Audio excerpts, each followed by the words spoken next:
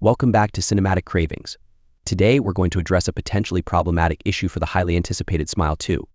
If you've seen the trailer, you may have noticed that the movie recycles a major plot point from Final Destination 2, a 21-year-old horror classic.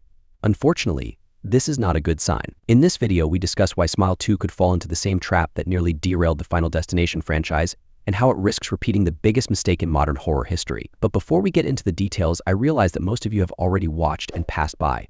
But subscribing and liking is free. Come on, let's be generous. Subscribe to the channel and like the video so we can grow together. Let's get started. The first Smile movie was a massive surprise hit when it dropped in 2022. Directed by Parker Finn and based on his 2020 short film Laura Hasn't Slept, the movie terrified audiences with its unsettling premise and the terrifying Smile entity. Not only was it a box office success, but it also left fans with plenty of questions about the entity and the curse it brings. Naturally, a sequel was greenlit. And with Smile 2 on the way, excitement was high until the first trailer dropped and revealed some troubling news. In Smile 2, we follow a new character, Skye Riley, played by Naomi Scott. Skye is a famous pop singer about to embark on a world tour when she witnesses the death of an old acquaintance who carried the Smile entity's curse, passing it on to her. From there, she begins to experience increasingly disturbing events as the entity manifests itself in terrifying ways. So far, so good, right? Well, that is until the trailer reveals a plot point that feels all too familiar. Here's where things get dicey. The trailer reveals that the theory to break the curse involves Skye killing herself to escape the Smile entity only to be brought back to life. If this sounds familiar to you, it's because we saw something very similar in Final Destination 2 all the way back in 2003. And unfortunately, this recycled plot device didn't work out so well for Final Destination. Let's break down why.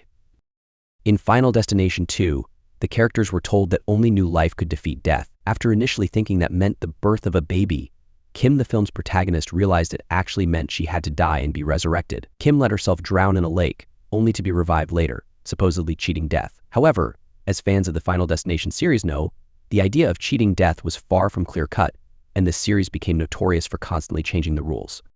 The problem with this plot device in Final Destination was that it made the storyline convoluted. As the series progressed, the rules around how death could be cheated kept changing, creating inconsistency and confusion. What started as a straightforward premise escape death's design became overly complicated. Fans were left wondering which rules applied, and it ultimately weakened the series' impact. Now, it seems like Smile 2 might be walking down the same path.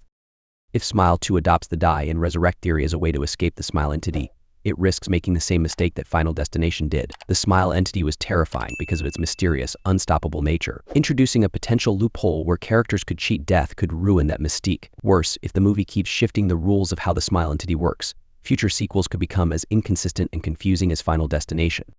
What made the original Smile so effective was its simplicity. The Smile entity fed off trauma, causing its victims to spiral into madness until they passed the curse on to someone else. The rules were clear, and the terror was inescapable. By introducing a way out in Smile 2, the sequel could lose what made the first film so haunting, its inevitability. Once you were cursed, there was no escape, and that was the true horror. To make matters worse, the trailer for Smile 2 hints that the die and resurrect theory may just be another hallucination caused by the Smile entity. This means that any attempt to break the curse will likely be futile, just like Rose's failed attempt in the first film. While this does preserve the hopelessness of the Smile curse, it also feels like a retread of the same trick. If Smile 2 is simply repeating the same hallucination gimmicks, it could feel stale.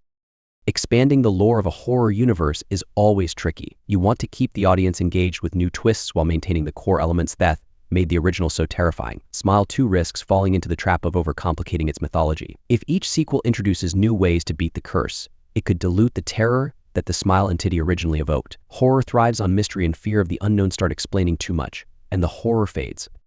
Looking back at the Final Destination franchise, we can see how constant rule changes ultimately hurt the series. What started as a simple concept, death's design, became too complex, with each movie adding new ways to potentially cheat death. By the end, it was hard to take the franchise seriously as the rules felt arbitrary and inconsistent. If Smile 2 follows this same path, it could derail what started as a promising horror series.